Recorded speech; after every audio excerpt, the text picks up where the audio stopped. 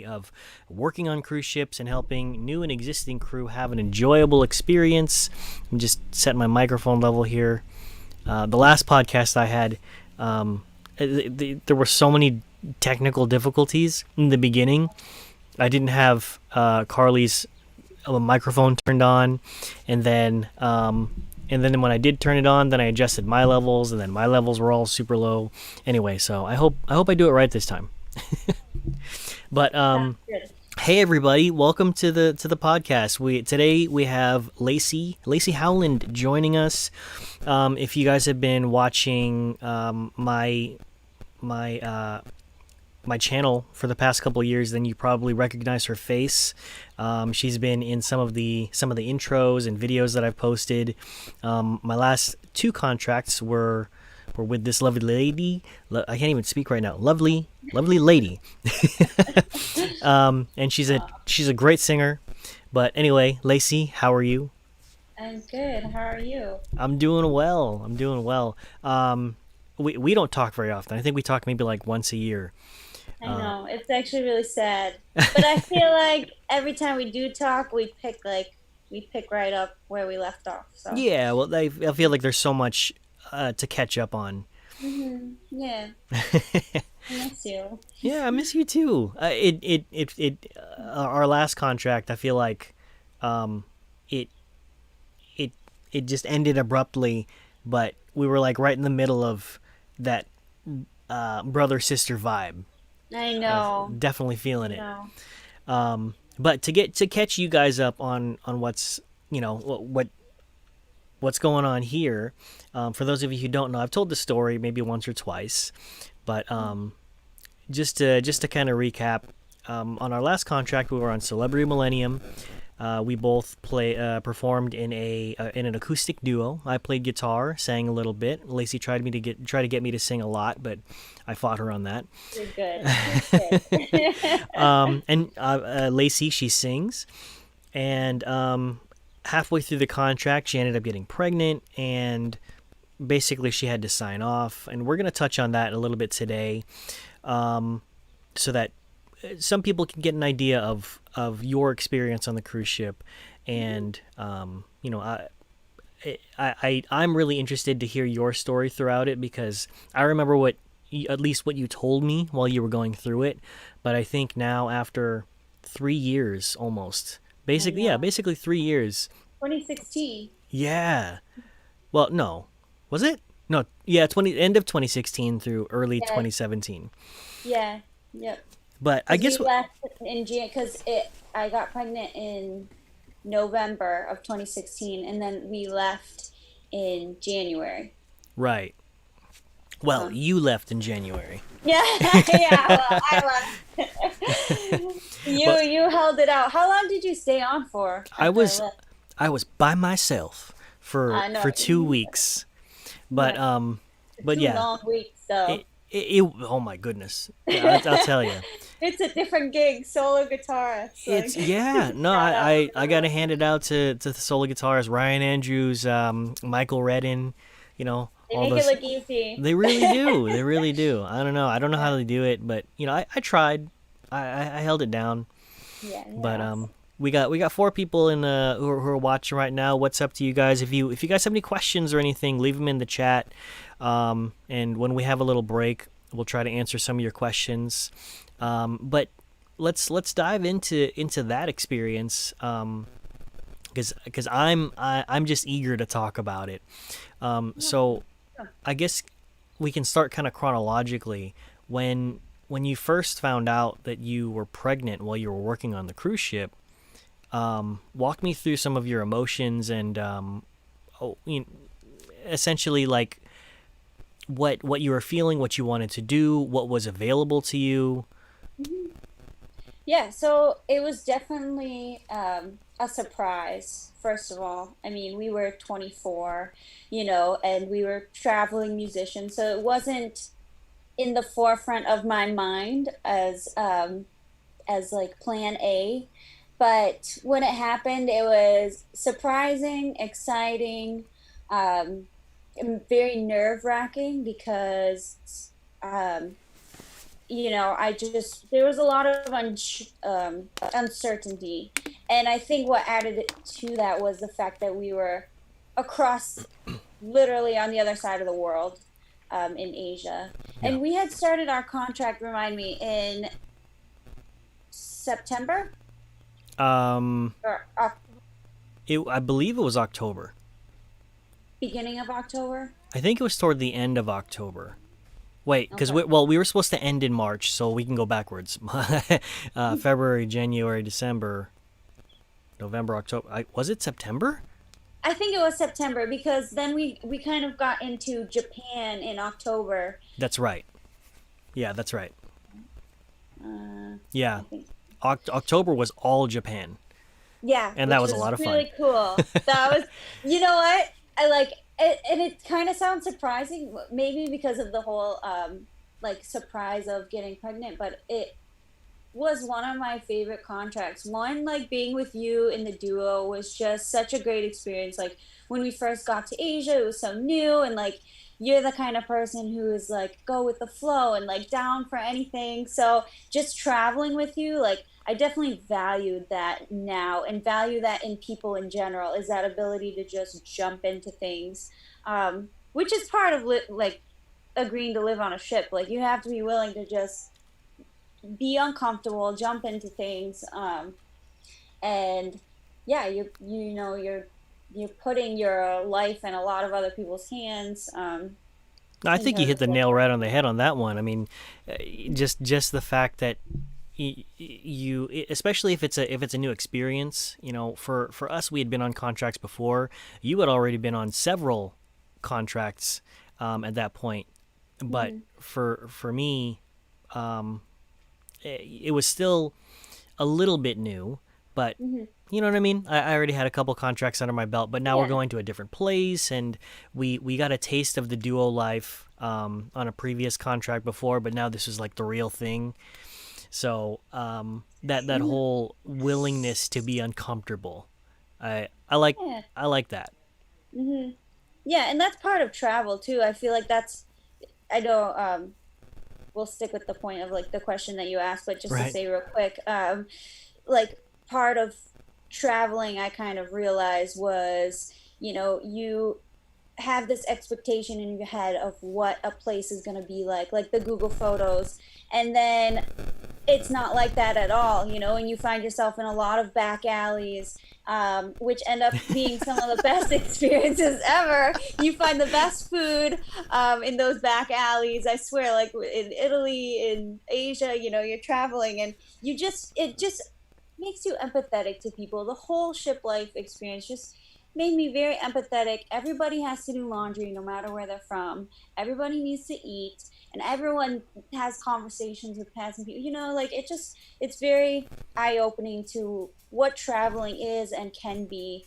Um, and back to your question, just yeah, the surprise of finding out I was pregnant and the amenities on the ship, that's something I was very nervous about Hmm. was, and I think I talked to you about that, was what's going to happen with our job. And that's why I was very like secretive in the beginning. One, because I wanted to protect myself, protect my partner, and Hmm. then also protect you and like our job. Hmm. Um, yeah, so that was kind of things. I felt like I was a little bit alone in the sense of just between it was me and then everything that you helped with, being able to talk to you and to relate to you, and you were very, very, very supportive and very helpful, and I think I told you pretty quickly. I think it took about a month and a half. Yeah. And every time I think about it, it's funny because I was really upset at you because you stopped drinking with me. I was Oh, like, you used oh, to drink so much. bro, my partner in crime My is drinking buddy. gone. Yeah, and We were so partying so hard. I don't know if I should say this. I don't nah, know it's fine. Everybody if knows I'm that like I would supposed drink on to. the ship. Yeah. What is it? What'd you say? No, I was saying everybody. I always talk about it like that was my thing. I Okay. Afterwards I Yeah. would just go straight to the bar, and Oh. before. Oh, yeah, yeah. I swear we lived at that's how we made friends. Was we would go to the bar. Like we were friends with everyone because we just were always there. And um I don't know. It was fun, but yeah, we used to get little shots in our coffee when we would have our day uh, Little shots. little shots. Yeah, day. What is it? I'm sorry, I'm blanking on the word. Sets, sets, our sets. There we go. Yes. So yeah, and I think I didn't know for sure because it takes about a month for you to like figure out Sure. that you are pregnant. So I think that was part of it. And then, because when did I tell you? I Um, think you told me like middle of November. okay. Something. Actually, no. I think you told me in December. It must have been Yeah. Yeah. Yeah. December because Yeah. Because we started in like. Yeah. Anyway, somewhere around there, like somewhere in no, December. actually, this is kind of weird, but I know the date. It was the first. I know the date that that it potentially happened. So it was Why in the do you beginning know of that? Why? Um, I journal a lot. Oh, Actually, okay. that's All something I right. would recommend like to anyone who's traveling is like journaling. And I love it because I would journal quotes from people, and those are some of my best memories looking back. Is like funny things that you said or like conversations, dialogue we had Uh like huh. on set. Yeah, so that's how I was able to remember and how Okay. I was able to yeah communicate that with the doctors and stuff. So. Gotcha. Okay, so in the beginning, you were really unsure, and you wanted to obviously keep your keep your privacy, your partner's privacy, and obviously you wanted to protect our jobs, Hmm. which is great because I remember a a concern that you were telling me about that you didn't want people to look at you a particular way. Hmm. So Well, there's already stereotypes on the ship. right, Um, with there's only so many women to men ratio of crew members, and you don't usually find a single woman who works on a ship. Very rarely. yeah, Um, I don't know if those have changed in the few years that we have been off the ships. Um, but yeah, I just remember that was like a big thing. You don't want to be that stereotype or fit those shoes, especially when you don't feel like that, internally. sure. So. Well, being Americans and musicians on the ship, we already have enough stereotypes. Yeah, Not to like say other don't. people don't. I'm like I keep my head down. I'm like I'm like I'm from Canada. Well, we got some people that are chatting it up in here. I just Okay, want to cool. acknowledge some people here because my eyesight is terrible now. Oh no. Omi, what's That's up? okay. Dave, Daily Jeeper, what's up, man? Good to see you. This guy's on Royal Caribbean right now, so Oh yeah, he's yeah, on the ship he's right on now. the ship right now. What's up, What's man? up? Power to you, man. He says Power. he's actually commenting on what you were saying earlier. He tries to keep a journal too. He's just really bad about being consistent. That's okay. Little things here and there, it doesn't even matter. Even if you get one sentence down for a day, it kind of helps you go back and be like, oh, okay, that was that day. It doesn't have to be a long entry or anything. Just notes on your phone. Yeah, yeah, yeah. Good for you. That's awesome. And then Dave is asking, were you allowed to accept drinks from patrons? And his second part of the question is while performing. You want to take that one, Lacey? I mean, I don't know if we were ever allowed to, but we most certainly did it. Maybe we got lucky with like ships, or maybe we just never stopped to ask. But I feel like, yeah, we got lucky with bandmasters that were very like very chill, very like well, mostly for the most part. And then using common sense, I guess. If you had to be discreet, put it in a coffee cup or. But Yeah. yeah, I mean, we were right. Like I remember on one of my first contracts, almost encouraged it because they were getting more sales in the bars. Um, Someone buys you a drink, like that's money for the ship. So that would be my argument if someone ever tried to counter it. Yeah, So. exactly. Edison, what's up, brother? So, yeah, to kind of piggyback on your answer on that one, as far as if a patron, if a guest was to buy us a drink, I think it the what going back to what you were saying, it's like, well, they never really said that we couldn't do it, but they also never really told us that we should. So, Hmm. but we never got in trouble for it. So I like your answer of, just use your best judgment there. Obviously, like if you were to be singing and you were holding a glass in your hand as you were singing, Which I did a few yeah, times. yeah, actually, yeah, you did, but But it wasn't that common. it Um, wasn't, yeah. I but mean, see, you it's you been tend to on dress the pretty piano. classy, so I feel like it fits. Goes with I it, feel yeah. like if some of the other like guitarists or some people in the party band, if you're holding up like a beer bottle or something like that, that's not as classy. Yeah, It's beer not bottle. No, modern luxury. ask for a nice drink. Get if someone's buying you a drink, get the whiskey. Yeah, that's right. Don't jump the scotch. But yeah, so Dave, we have done that before, and I think for the most part you are definitely allowed to do it. But again, just use your best judgment. And also don't get sloppy. Hmm. Yeah, But yeah. we'll jump back Not in into public anyway. yeah, none. Yeah, hey, do whatever you want behind closed doors. Below decks. Yeah, that's right. So we talked about in the beginning you were uncomfortable, and you also didn't want to you didn't want people to stereotype you. Um, oh, Daily Jeepers chiming in here. As long as the drinking doesn't affect your performance, I've never seen someone in trouble for it. So that's coming from security himself, and so there Yeah. you have it. Those are Hands up, security. yeah. Love it. So tell me, walk me through a little bit more. So after you told me that when you were pregnant, um, what were some of the other things that were going through your mind, and also walk me through some of the thoughts on um, having services from the ship or seeking your own on land. Yeah, so on land, I mean, we were in Asia, so whether they had like health clinics, I actually sought out a health clinic, and when I went there, you had to have an appointment, and so I didn't understand the language, so I couldn't. I was trying to communicate like, I want an appointment, but we with ships it was really difficult because that was in Hong Kong, and that was my best chance of like an English speaking port Yeah. by the masses. And yeah, I just didn't have any luck there because you had to do things online, and everybody who works on ships knows, doing anything online can be troublesome with the internet connection.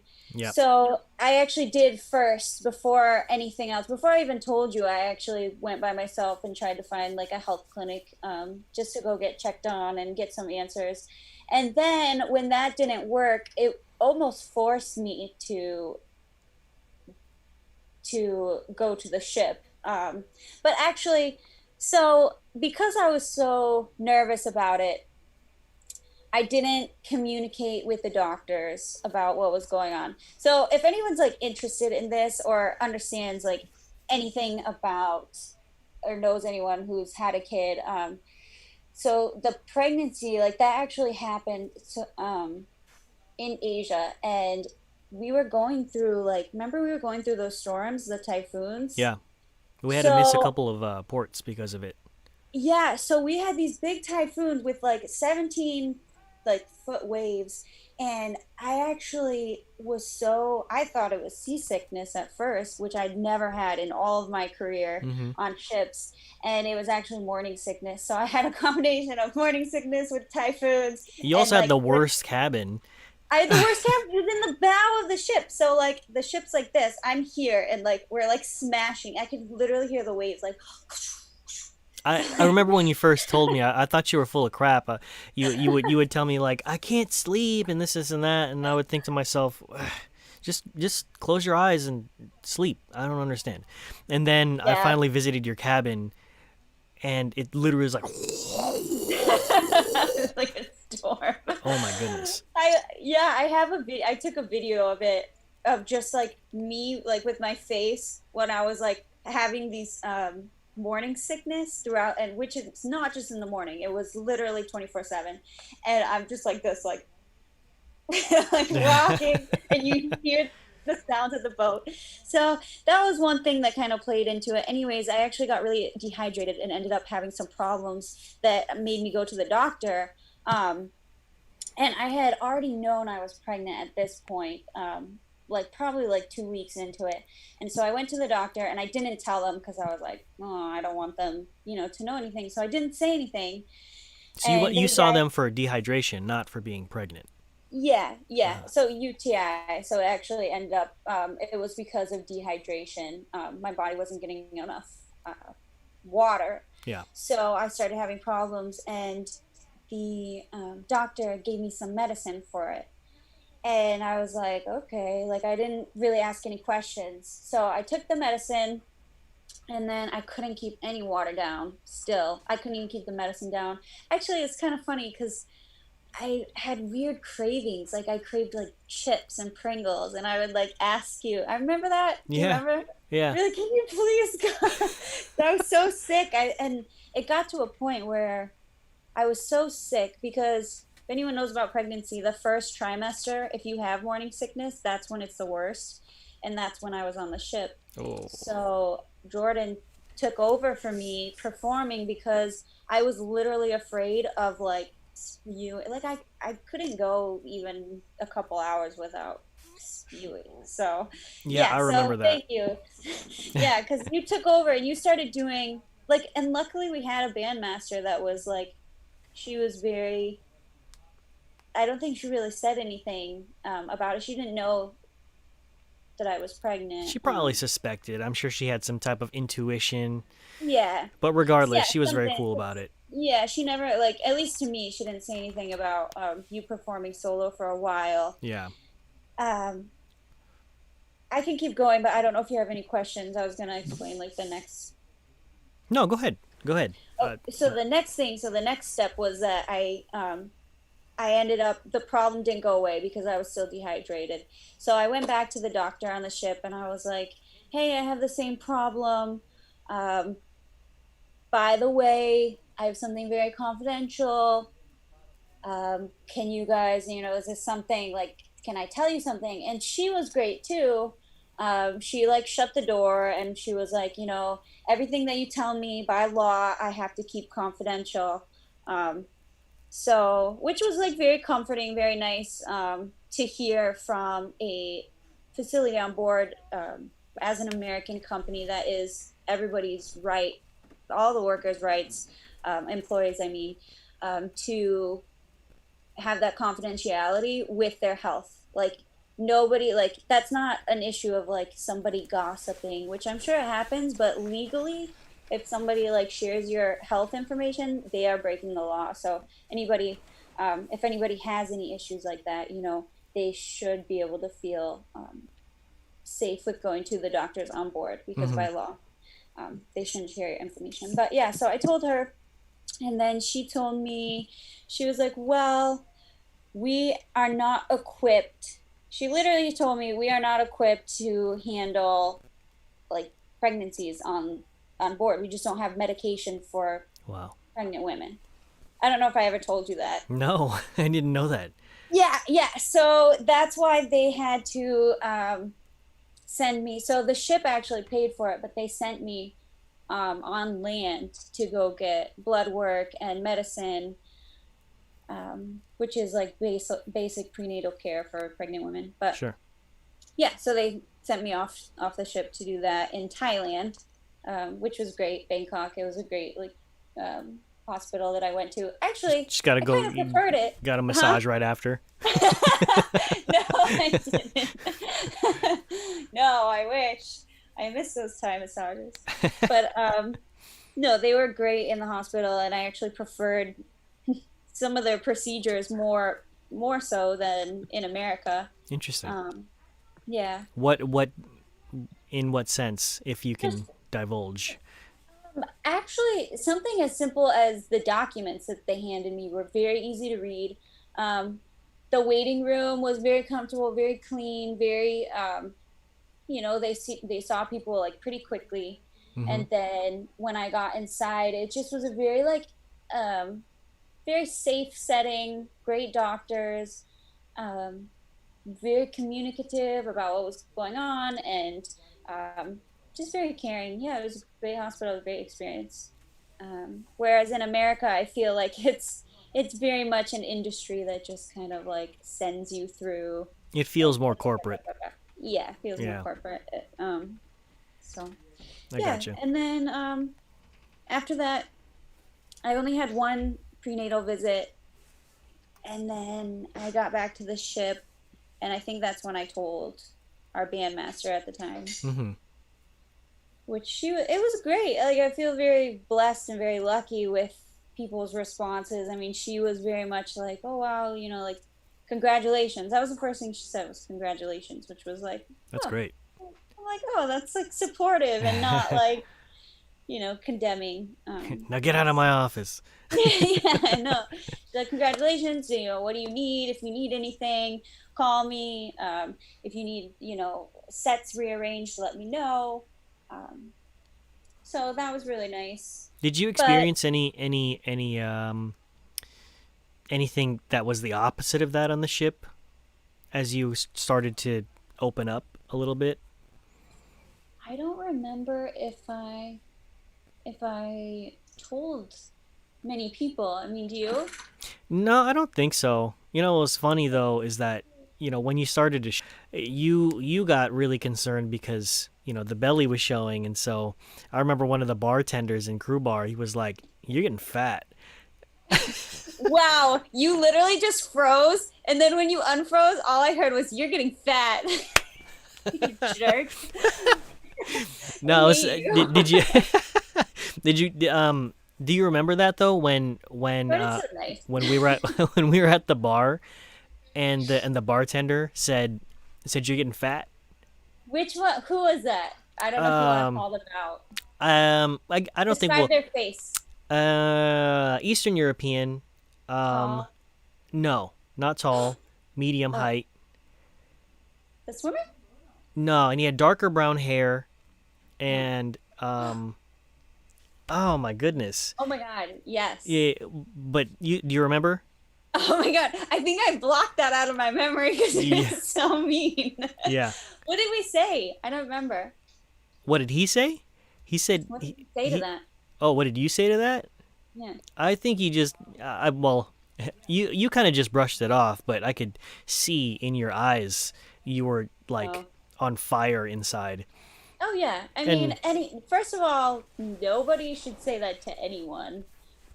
Regardless of if they're pregnant or not. Like that's just something you don't say to a man, woman, child. Like you just don't say that to someone. mhm, But that's also something you learn on ships is cultural differences. sure. And I don't know. I know like at least Americans that I know, like in general, like you just don't outright insult someone like that. I mean, maybe I'm sure Americans do it too, but But I feel like that was his way of flirting. oh yeah, maybe he likes thick women. Give me some thick bones, mama. I'm like skin and bone now. Yeah, I But yeah. know. By the way, you guys should definitely check out Lacey's work. You can see it right over here. Boston wedding photographer, photog. Photog, yeah, thank you.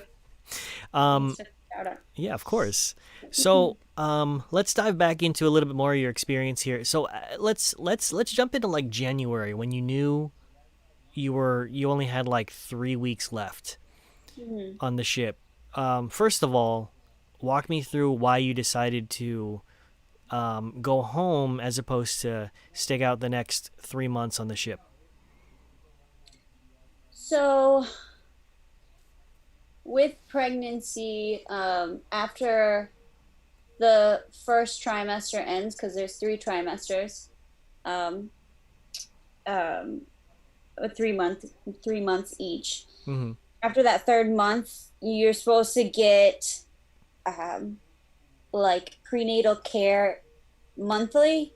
And then in your third trimester, you're supposed to get it bi-weekly. And then as it gets closer, like weekly.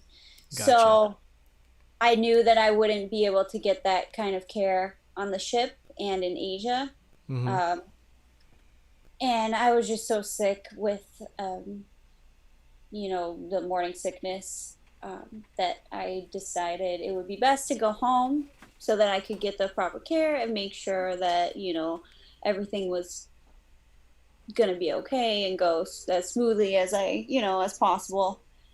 Um, if I knew COVID was going to happen, I would have stayed and like made some more money, but no, it was good. You I would have think it spent it was on the it camera, don't lie. I know. Let's be real here.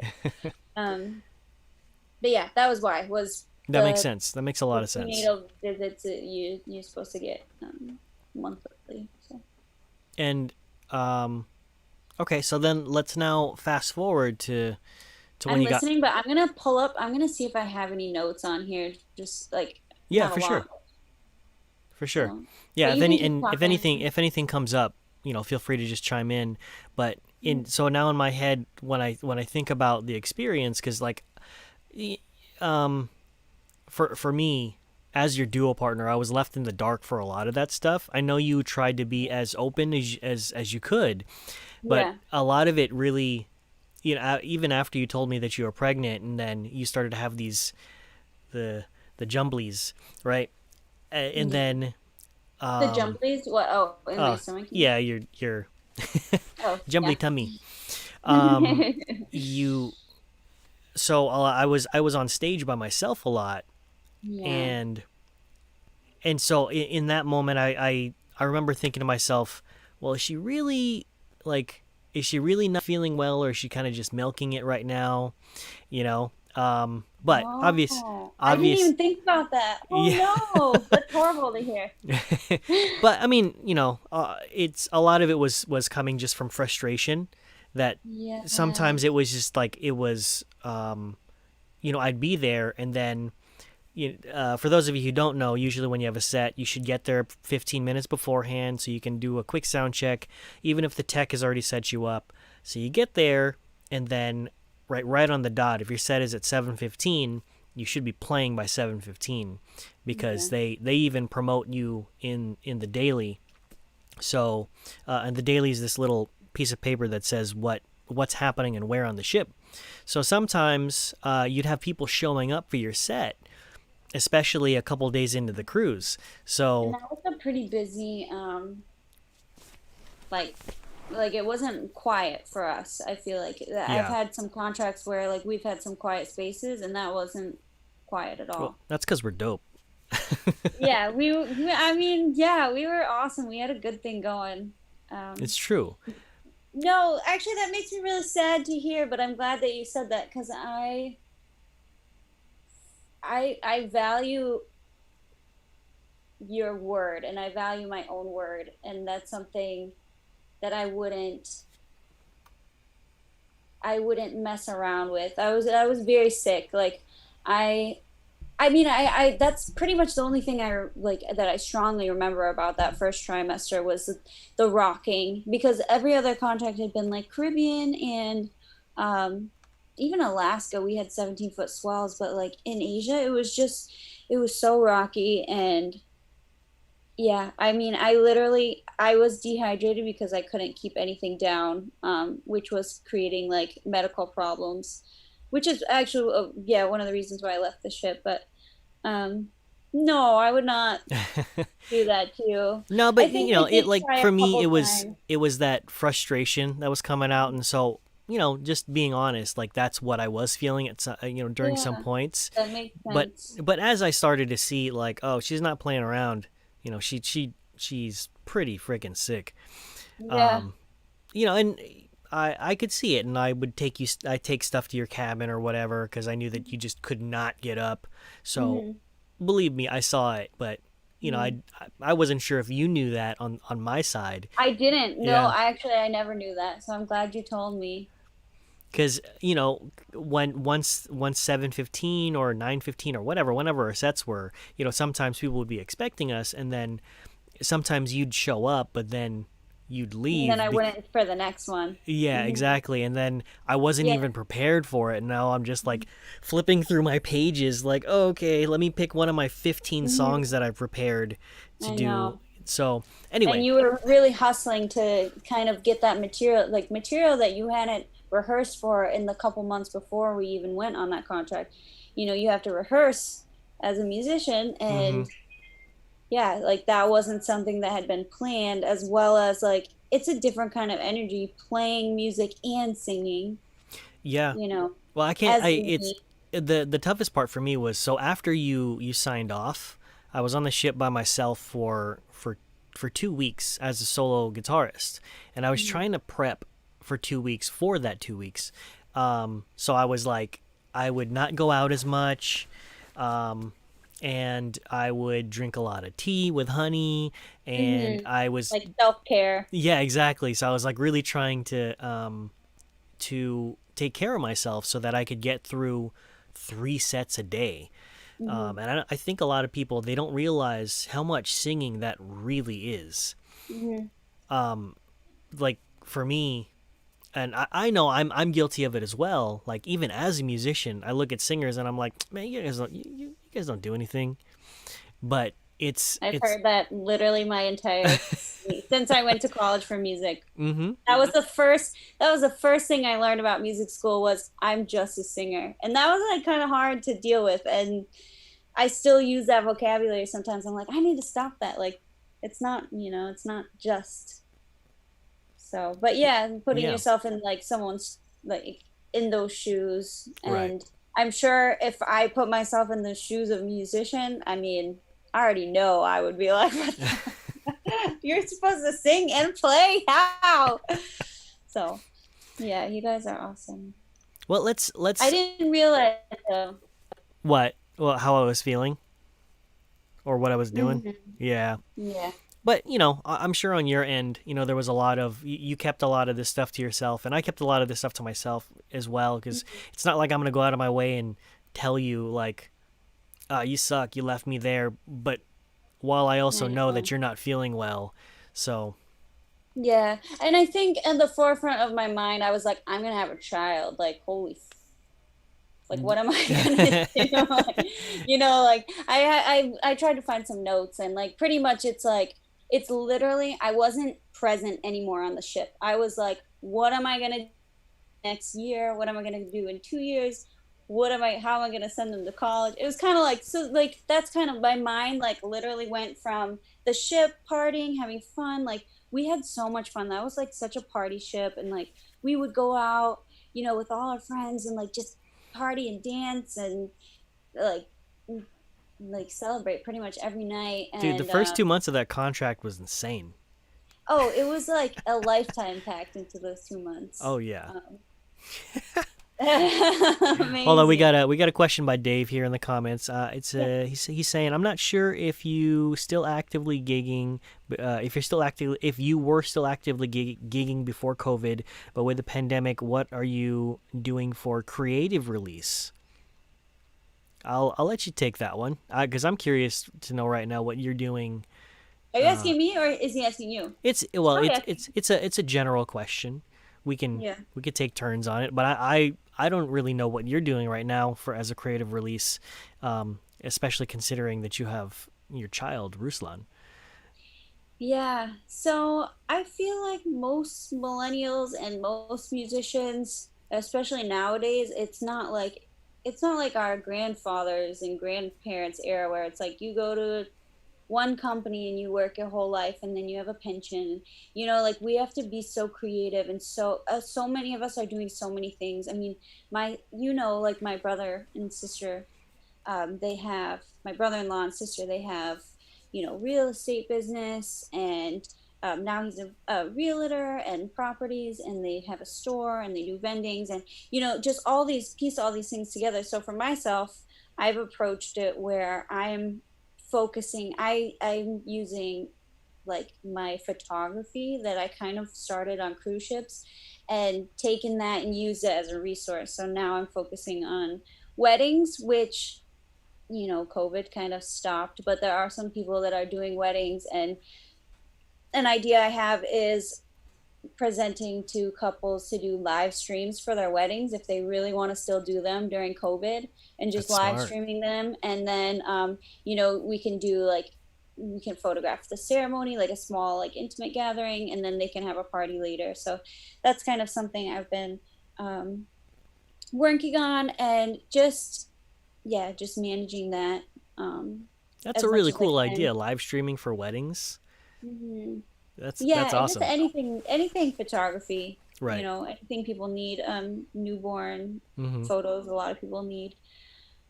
So, yeah, and honestly, like a lot of my time, people ask, what do you do with your days? Like, I really just try to focus on being a mom, because, and I'm sure a lot of parents can attest to this, like, the second you don't put focus into your kid or into anything, right? Anything that you're doing, Hmm. that holds so much weight and so much gravity. So, like, if you're a musician, it's really hard to half-ass it. If you want to Yeah. make a living off of it, you have to like hit it hard. If you have a videography business, or a production company, like, you have to put everything into it. So right now I am stretching myself with like business and then family life, but sometimes I just have to realize, like, it's okay to, it's, I'm not just a mom or just a singer. It's, these are things that are important to me, and like, yeah, so that's what I've been putting a lot of energy into, that momming, and Yeah. then my photography. So, but what No, I about mean you? that's a lot to to take on. For me, I mean, I do a lot of different creative stuff. Before COVID, I had my own studio in downtown. I was an active freelancer, um, Yeah, and so I was doing you all still those are. things. And then once COVID hit, it was literally like I got punched in the face 10 times in a row. It really sucked. Yeah. Um, so we lost our studio. Well, we didn't lose it. We had to give it up because we ran out of gigs, so couldn't afford to pay for Temporarily. it anymore. Yeah, but Dave, just to answer your question, just doing what I can at home, considering the whole quarantine thing. I've just been playing a little bit here and there. If you're specifically talking about music, I, I'm not actively playing music that much anymore. But if we're talking about the general creative scene, I think the important thing to do right now is to really get creative at home. What can you do at home? Create different exercises for yourself, different routines. The most important thing to do is uh, stick to a routine. Mhm. Because just like Lacey said, if you half-ass it, then you're gonna get half-ass results. So if you're at home busting your ass, it's really going to show when you come out of the quarantine. Mhm. So I think that's important to remember. Yeah. And knowing how to bust your ass, like, what is it that's important to put like That's your right. time and energy into? Like, my brother-in-law, he'll say, Vincent, he'll say, like, a lot of things is think about what people need. So, like, if you want to do music, like, obviously you can't go to a restaurant and gig right now. And like, I don't know if ships are still hiring musicians. I'm not really sure. But like, what do people need right now? Like, oh, maybe we could, like, maybe switching over to virtual shows, like finding a That's right. platform, whether it's Instagram or YouTube, and like having like a virtual show and being like, hey, like, if you guys tip this much, I'll play. Like, if you tip me so many dollars, Money I'll talks.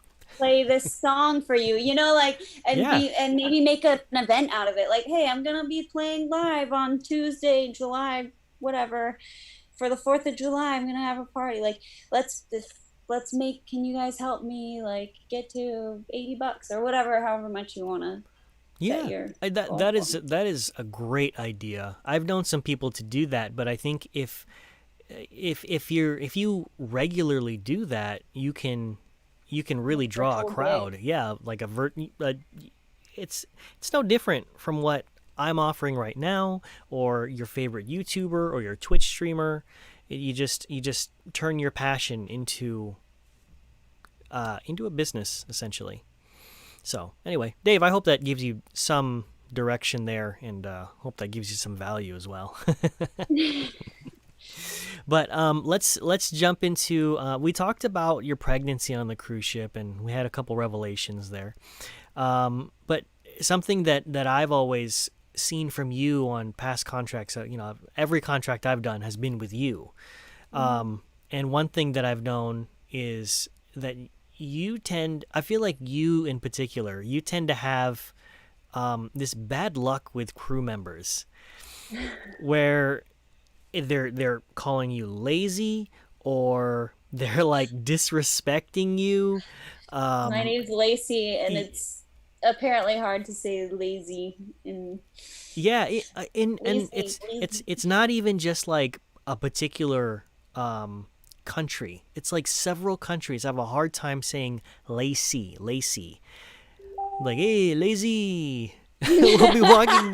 We'll be walking Well, down. that's why I changed my Yeah, name. Remember, I yeah. would have people call me Grace because That's that's my right. middle name, and it's a little more universal. So Right, Lacey Grace. yeah, I don't really mind. But But what my question for you though is um what challenges do you remember experiencing on the ship in terms of being a woman on the ship, being a woman American on the ship, and also being a woman who's American and a musician singer. It's like the ultimate storm, I feel like. Walk me through some of your experiences, maybe a story if you can remember, and I suppose how you dealt with it. um, I feel like the bad things I always block out, and the good things I'm like, like I feel like that's one of my like faults, but also helps me in life is like giving people the benefit of the doubt, trusting people and empathizing with them so that like when I do, if they are trying to offend me, I mean, I'm sure I've probably expressed to you like, oh, this person said this to me, and I would get so like emotional about it. And now that I look at it from a different perspective, from like just in life, like in general, like they probably, whoever that was, obviously had a problem. The problem wasn't actually me. The problem probably was something else, whether it was work or stress or health, who knows. And Right. I wish I would have like known that at the time, but I feel like we get so into our own self that we forget to think about that, especially Americans, especially like as somebody who's American, a woman singer on the ship. It's like I feel like it was kind of my job to give people the benefit of the doubt because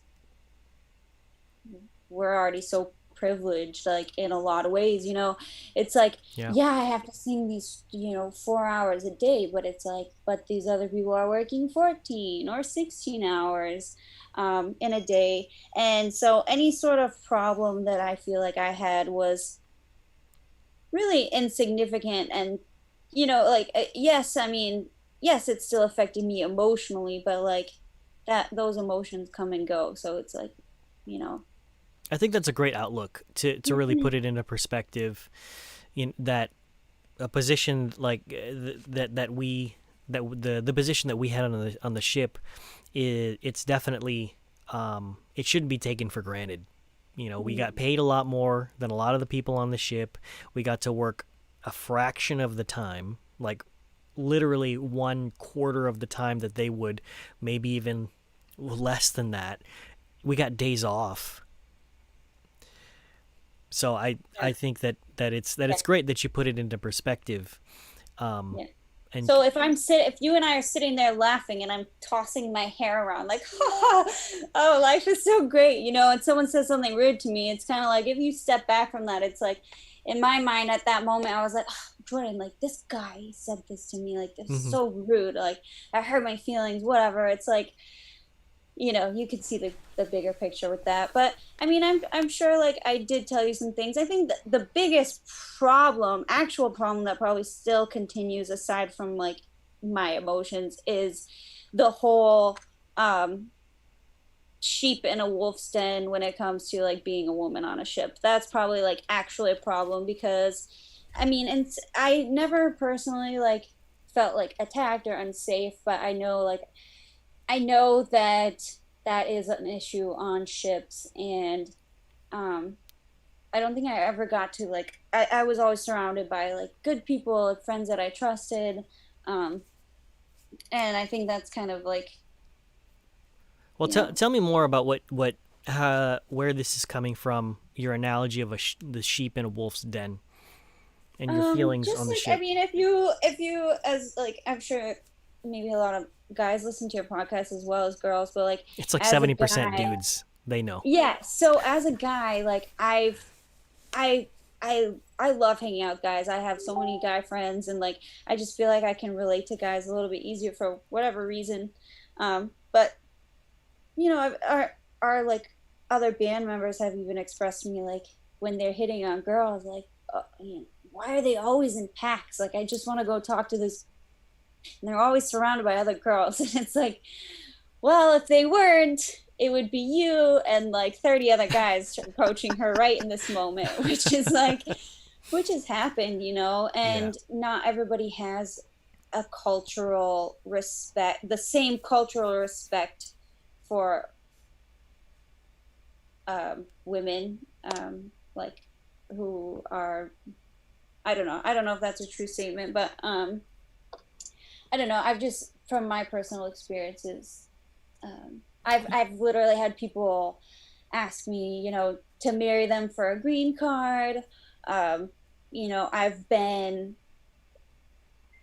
literally like I dated somebody who pretty much like used me for money on the ship. It Wow. was from, you know, a different place, and it had just a different mindset. And yeah, it's just everyone has their own selfish motivations for things that they do, and I think just that's probably why it is hard to date women on ships, or you meet a lot of like married women on ships because they, you know, they come with their husband to Hmm. support their family at home. I know like that's been like a lot of situations from friends that I've met. For the maybe even one female viewer, maybe I doubt it. If you have any advice for any women who are thinking about working on cruise ships, what would that be in with what we're talking about right now? um I mean, I would say go for it. I'd say jump in. If you do decide to do it, at least have somebody that you know or somebody that you can trust, you know, like if you're gonna work as a server, like I only knew one American, that maybe two Americans who worked like outside of the entertainment, um like portion of jobs on Entertainment cruise department. ships. Yes, thank Hmm. you. And so I feel like if you are an entertainer, you do go in as a company, like dancers go in as a company. So it's like go for it. Like it's so fun, you make so much money, and you get to do what you love and perform. Um, so I just know it from the entertainer's perspective. I don't know from like the other kinds of jobs, but I would totally highly recommend it as a musician, as a vocalist, um, as a like male or female, man or woman, anyone, any orientation, to go for it. Doesn't, you know, I think you can really like get a lot of value out of it. So So it seems to me like you're saying that even though there are the challenges, as a woman being on the ship, and there's this whole, sheep in a wolf's den mentality, it's even though you will experience something like that, it doesn't, it's not that bad. no, it wasn't at the forefront of my mind hardly ever. I mean, only when you go out at like to the bar at night, but that's anywhere you go out to the bar is like, even on land, you just Yeah. um just a different kind of thing. But yeah, on the ship I wasn't like, I never felt afraid. I never like felt like in fear of my life. And yeah, I mean, I got to see the stars in the middle of the night. Like you get to go to all these gorgeous places, take all these beautiful pictures. Like totally, all the pros definitely outweigh any cons about working on ships, I'm I gonna think follow. I'm personally. gonna follow this up by also just anybody who's listening, and this is recorded. People get to watch this after the fact, and some people may misconstrue this conversation as hey, dudes are going to hit on you, and they might be a little aggressive, but it's okay because you get to go to cool places. What I will say is that the ship actually does try in terms of administration. They have a zero tolerance policy. So Hmm. if there was ever a time that you ever felt like this guy is really not he's not putting me in a good place right now, or if he actually does something, immediately the ship's gonna hop on that because there are Yeah. cameras all over the place. Literally, there are cameras all over the place, and security does not go lightly on dudes who think they can just run things. Yeah, So, no, they don't. And like that's a good point is their training when you get, and maybe that's why I felt so safe because all of the training, I mean, literally they have hours of training on the zero tolerance policy. yeah, Like you have to sit through, those courses and listen until it sinks into everyone's head. Like yeah, this is the rule on the ship. And actually, nothing ever happened to me, but I think something had happened to a guy. And he was saying that it didn't matter what his intention was, it was the how it was perceived. I don't know if you remember hearing that's right. about that, Yeah, but it's how it's perceived. So just to just for like anybody's safety on both sides of it, like just keeping that in mind is like just do thing like you're there to think about what your intentions are. You're going there to work, to make money, to travel. um, and if you do those things, like you're gonna have a good time and surround yourself with good people, and don't be afraid to report anything. If you, I guess I never had to do that, so that's not really on my mind. mm-hmm. um, but yeah, if you ever needed to report something, that's definitely they definitely have safety nets for that. So Yeah, yeah. And then Daily Jeeper says, "No, we don't go lightly." So there's the confirmation I from security himself that they do not take lightly to I love it. to any of that. And Oh, I feel like that's such a thing too. Like we just met so many good people. Like and like even if you weren't friends, like or like you'd seen their faces so much, and you just yeah, you build good relationships. Everything's so small and so like compact. So it's just like a mini civilization in one ship. we're gonna jump into the chat real quick so I can get caught up on some of these Yeah, questions. yeah, yeah. Brendan is asking, how fast can you get promoted on Celebrity Cruise Line if you have a position in guest service relation and come in as guest officer one? Well, I don't know about you, Lacey. I don't have any experience with this, nor do I have any friends that can answer that question. What I do know is that you can get promoted really, really fast if you show that you're good at your job and you're there to work. I've seen some people promoted on their first contract. They'll Hmm. they'll be there, and then 3-4 months later they're promoted, and then they might even be transferred because they're promoted. So Hmm. you might go to a bigger ship, different itinerary. You get paid more. You might even get extended, which means more money. Obviously, if you accept that kind of thing. So, um, yeah. And then Daily Jeeper is also saying you can always report it anonymously if you're afraid of retaliation. And that's also a great point. Jumping back to what we were talking about before, is that's I think that's a great thing to bring up as well. That you do have that option of reporting something anonymously. Um, let's see. Scott N92 says, "Hey guys, important. How important was it for the both of you to stay tight on the ship? Also, Jordan, were you content in finishing Shiplife when you did?" So let's I'll let you take that first part, Lacey. How important was it for you for us to stay tight on the ship? Like, what do you mean? Like I'm assuming connection? he means close. Like always being together? I suppose. The way I'm perceiving the question is just it just being good friends on the ship, being able to confide in each other, always having someone to talk to. Or Yeah, I mean, yeah, that was sorry to cut you off. no, it's all right.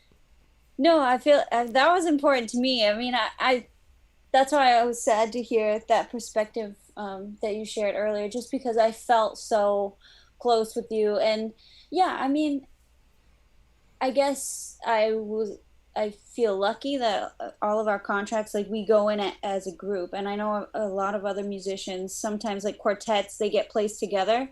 And some people have great experiences with that. And sometimes I've heard like horror stories where they don't necessarily get along or it works out. But I that my only perspective is with like people that I trusted and was very close with. So I definitely like valued that and thought that to be very important to me. But I don't know about you if Yeah, you absolutely. And I think that just staying tight on the ship. I think not just with.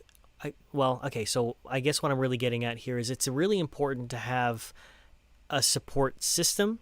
So Edison is saying supporting each other is what I think he meant, and I agree, Edison. I think that that is the core of it.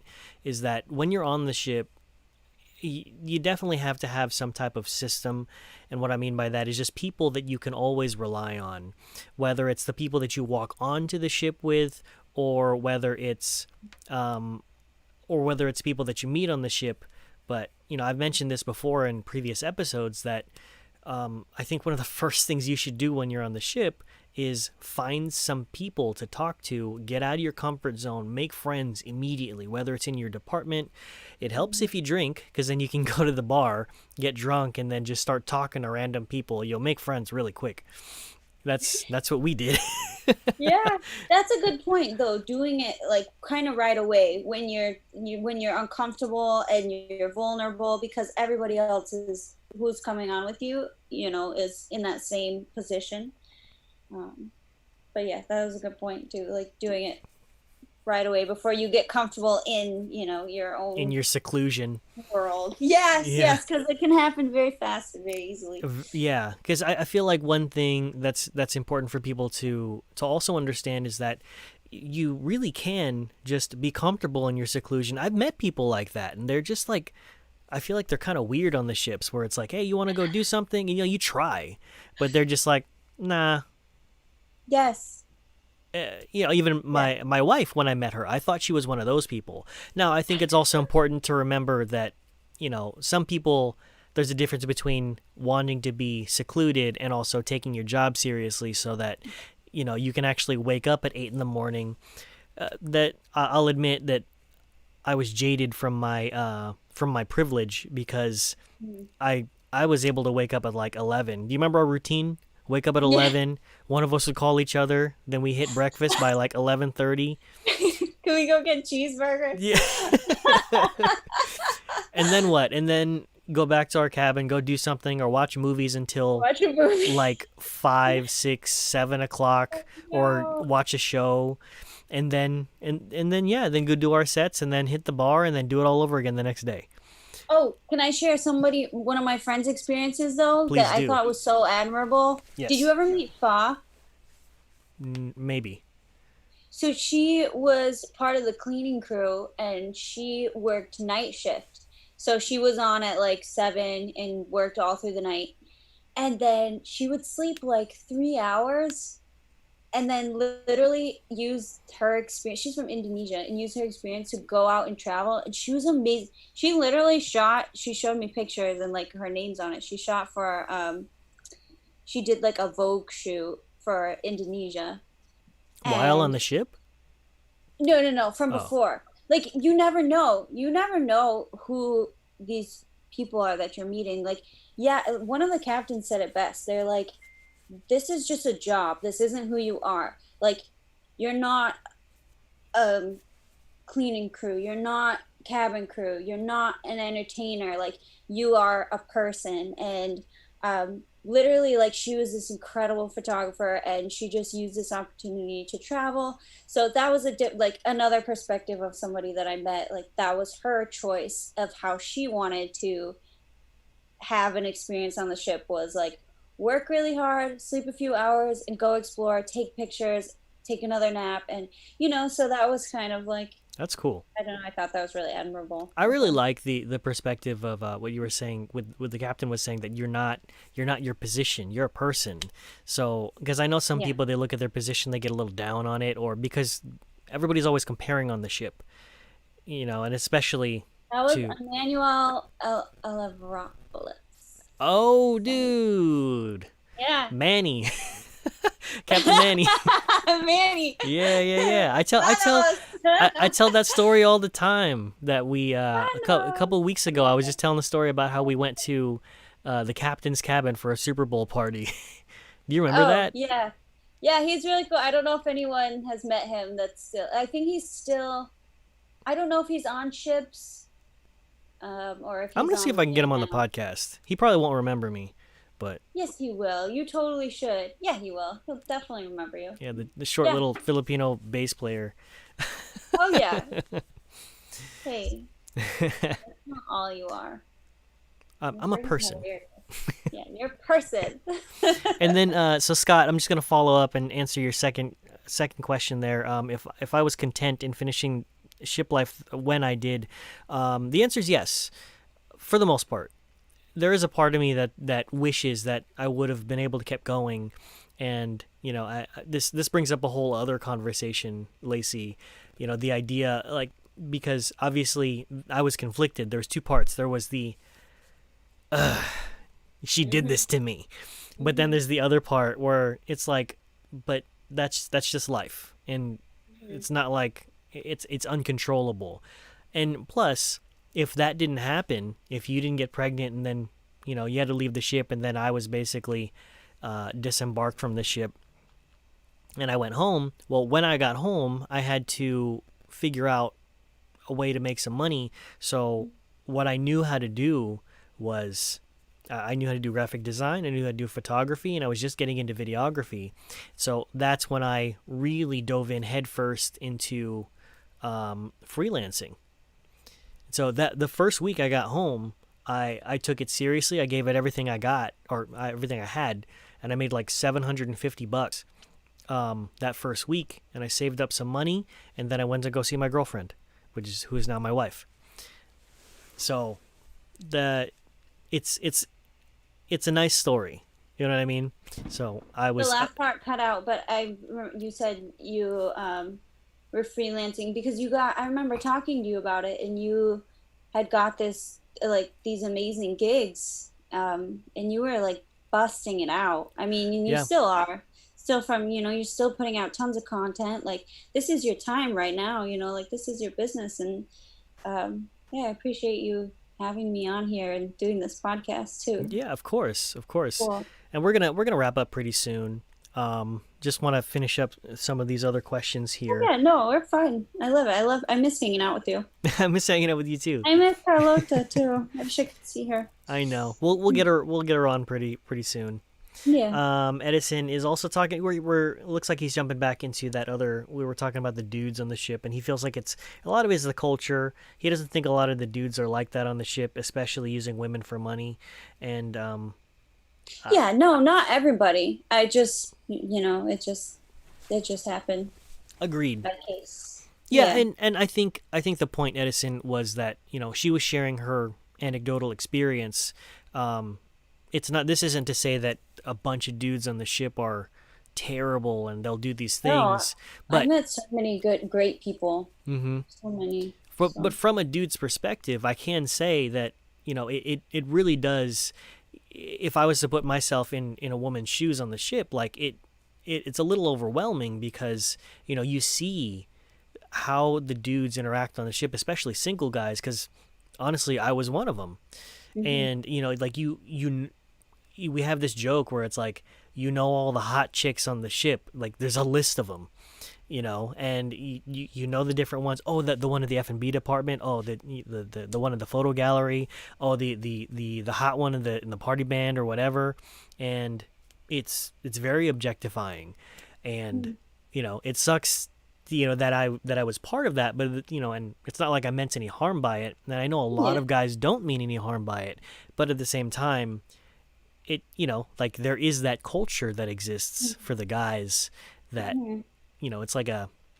it's like it's like fishing for them because there's just a lot of hot chicks on the ship, and I'll leave it at that. So anyway, let's move on here. Brendan is saying they transfer you middle of Lacey didn't get transferred. She decided to go home in the middle of her contract because she was pregnant. Oh, but we were talking about getting transferred for different jobs. Are you talking about Oh, that? I see. Maybe I'm not sure.